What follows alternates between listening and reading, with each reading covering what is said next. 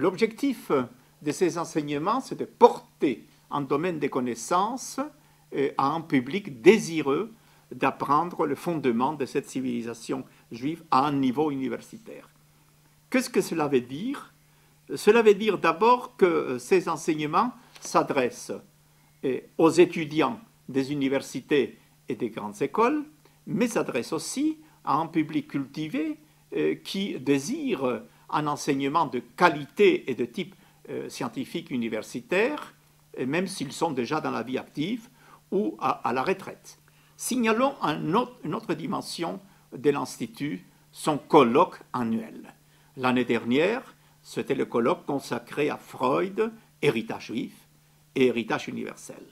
Cette année, le thème de notre colloque universitaire annuel transdisciplinaire, organisé en collaboration avec l'Université de Strasbourg, aura pour titre « Passion de l'image ». Et l'objectif sera d'étudier précisément le rôle de l'image dans le psychisme et dans les sociétés humaines, allant depuis l'idolâtrie de l'Antiquité, condamnée par la Bible, jusqu'à l'art moderne, en passant par des épisodes de vandalisme, l'histoire des iconoclastes du Moyen-Âge, et ainsi de suite. Autrement dit, réfléchir à ce que représentent les images, les figures, les idoles, les icônes dans l'âme humaine à travers les époques. Et dans ce colloque sera étudié en particulier l'attitude de la loi juive et de la tradition juive en ce qui concerne les images. Sont-elles interdites? Sont-elles tolérées?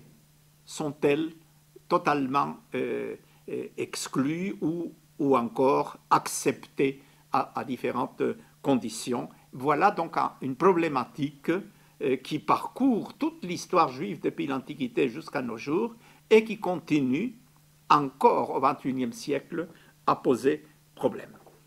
C'est l'occasion de dire que nous avons également des leçons universitaires exceptionnelles et cette année, nous avons l'opportunité de donner la parole à deux chercheurs de très haut renom. Je vais parler du professeur Henri Atlan, célèbre biologiste, spécialiste également de la pensée juive, professeur à l'université de Jérusalem et à l'université de Paris, grand médecin, grand biologiste. Deuxièmement, le professeur Nathan Wachtel, célèbre historien et anthropologue, professeur émérite au Collège de France. C'est dire que les thématiques qui sont traitées dans nos grandes leçons exceptionnelles sont des thématiques de très haut niveau scientifique. Celle du professeur Atlan concerne précisément le problème de l'éthique sociale, celle du professeur Wachtel concerne le problème du maranisme, autrement dit, des images cachées du judaïsme, de ce judaïsme occulte et clandestin des juifs espagnols et portugais. Autant dire que ceux qui assistent aux cours, aux séminaires, et aux colloques et aux leçons de l'Institut s'enrichissent considérablement sur le plan intellectuel, mais ils ne sont pas simplement des auditeurs passifs. Ils sont aussi et surtout des interlocuteurs qui interrogent, qui interpellent, qui questionnent les enseignants dans une circulation d'idées qui constitue précisément l'esprit même de notre Institut.